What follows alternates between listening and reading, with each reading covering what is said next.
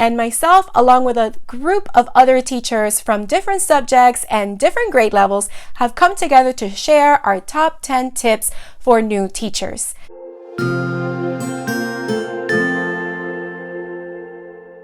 Hello everyone, welcome back to my channel. My name is Michele Sanchez and I'm a 4th grade teacher in South Florida.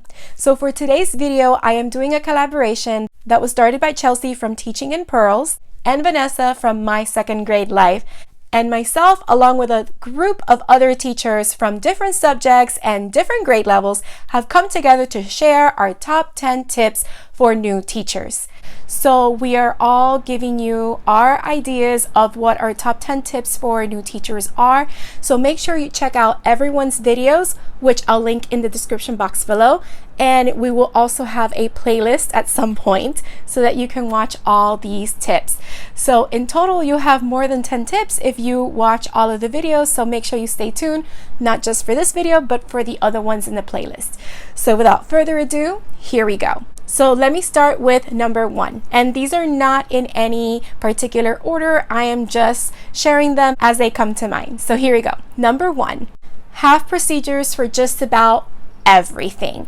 Think about it, from how they go to the bathroom or drink water or even turn in homework assignments or get out of their seats or talk in class. Make sure you have a procedure for how you would like your students to do all of these different tasks. If there's anything you expect your students to do, don't just assume they know how to do it or they'll know how to do it based on how you would like them to do it. Make sure you have a procedure that you teach and go over with the students, and not only that, have them practice it and also practice non-examples as well. So procedures are key. Make sure you go over with your students how you expect them to do different things in your classroom throughout the school year. Now, I do want to note that you may not necessarily teach all of your procedures the first week of school.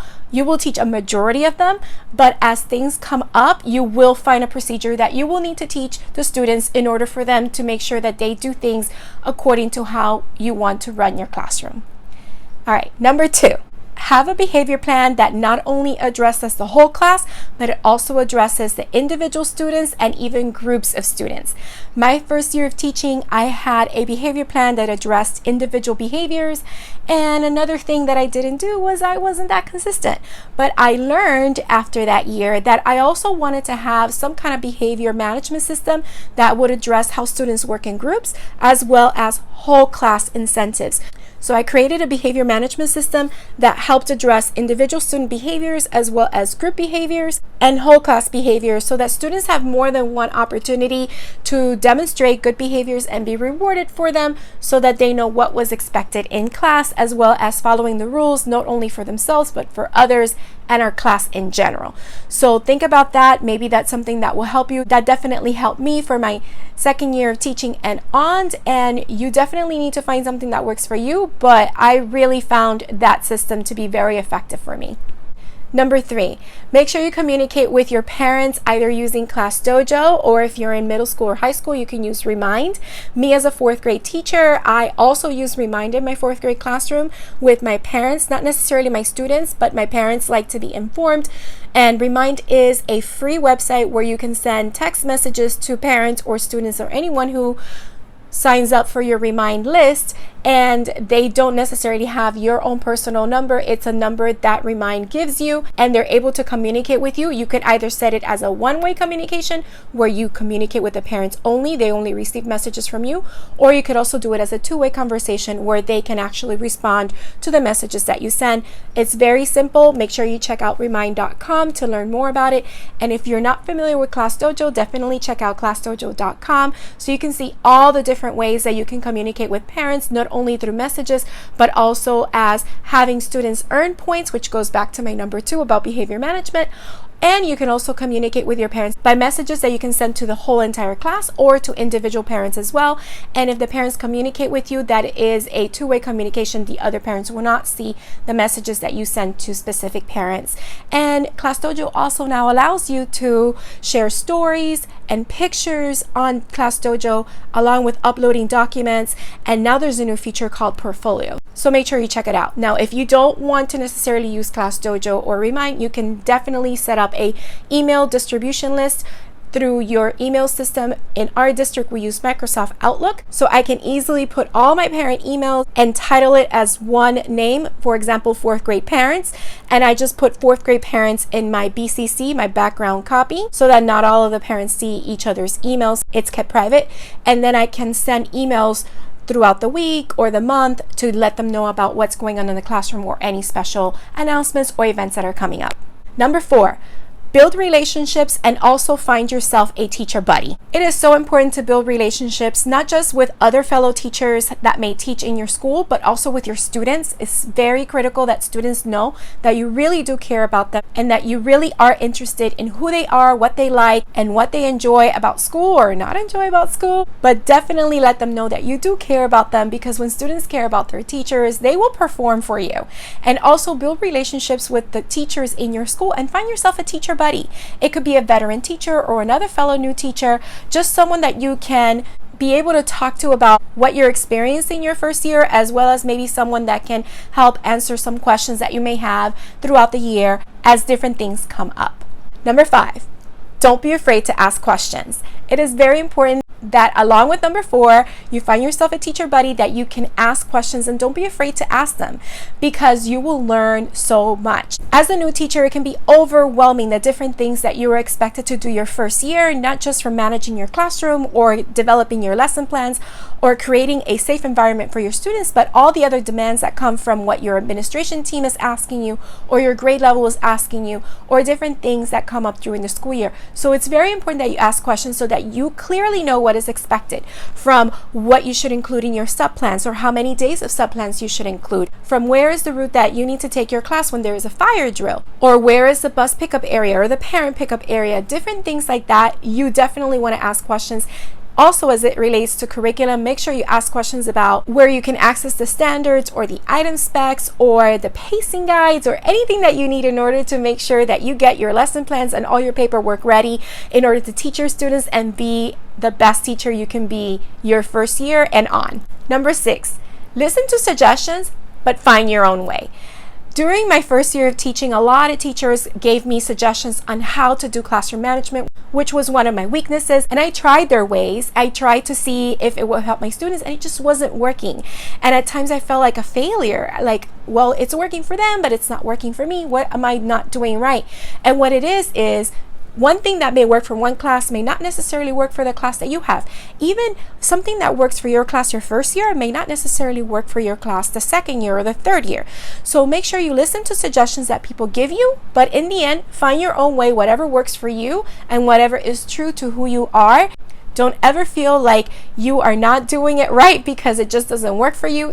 Like I mentioned before, what may work for one person may not necessarily work for another.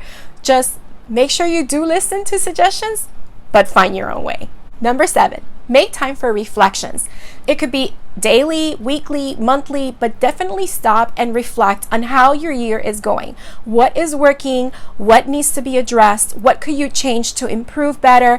Different things like that. And maybe as you're making your reflections, you may have some questions that may come up that you can also address with your teacher buddy or with your mentor in your school if you do happen to have one. But make sure you do stop to be a reflective practitioner and think about what is working in your classroom, what is not exactly going the way that you expected it to be going, and what is your plan to make sure that you improve in those areas. Number 8, slowly grow your classroom library. Now this applies not just if you just teach reading, it applies to every subject and every grade actually. I think every classroom, this is just my opinion, should have a classroom library. It could be a small one, but it should have a library where students can go and pick books to read depending on whatever subject or material you're going over in the classroom, or just for them to be interested in reading materials. Now when I say slowly grow your classroom library, I really do mean that. Some new teachers may be given a budget, so you should check with your school to see if they are going to provide books for you, or if they already have books that you can access to include in your classroom library. If you're not able to have that, my next thing would be for you to check Goodwill, Salvation Army, garage sales. Do a donor's choose. I've gotten a lot of my classroom books through Donors Choose. Just make sure you keep your projects less than $400 and you're guaranteed to get it funded really quickly. Another way that I grew my classroom library is I went to eBay and I found something that's called lot of books. And a lot is not a lot as a number. A lot is like the size or amount of what they're selling. And I got a lot of my books through that as well. There were random books. Sometimes they'll show you pictures of what are some of the titles that are included, but those are different ways. Also, utilize your parents and your students. Maybe ask your students and your parents to donate books that their children are no longer reading, and maybe provide some kind of little incentive or reward for students that do donate books to your classroom library. So grow your classroom library slowly.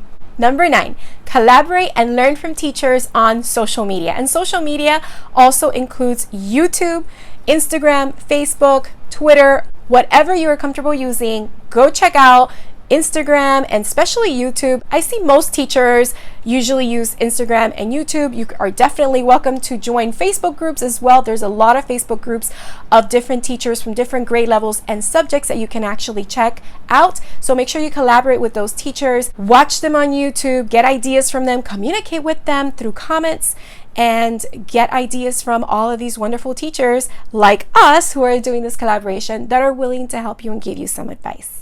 And number 10, don't forget to do some self-care. It could be just 10-15 minutes every day. Make sure you stop to be kind to yourself. Make a list of different things that you enjoy doing, whether it's reading a book, taking a bath, getting your nails done, getting your hair done, going out, having a walk outside in nature or at the beach or sitting by the pool. Whatever it is that makes you feel good and relaxed, do that. You could do it every day if you want to, or once a week or a couple times a week, but definitely take time for some self-care. And one way to do self-care is to not stay in school so late.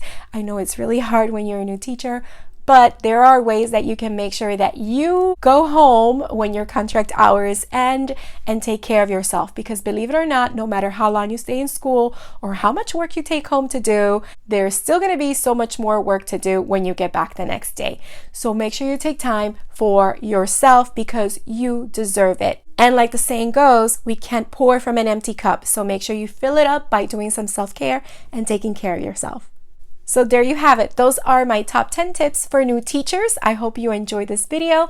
If you have any questions or if you want to find out more about how my first year of teaching went, make sure you leave a comment down below and ask me your question. And check out the description box below, or maybe the card that hopefully I remember to put up here, so you can check out my YouTube video on my first year of teaching experience. And yeah, I hope this video was helpful to you in some way or another. Make sure you do check out the other videos in this playlist and see what other tips the other teachers in this collaboration are giving to all of the new teachers out there. So if you like this video, don't forget to hit the like button. Like I said, leave a comment down below. Let me know what you thought or any questions you may have. If you haven't subscribed, please consider subscribing and hitting the bell for notifications so you don't miss any future videos. I hope you have a beautiful, magical day, and don't forget to smile. I'll see you next time.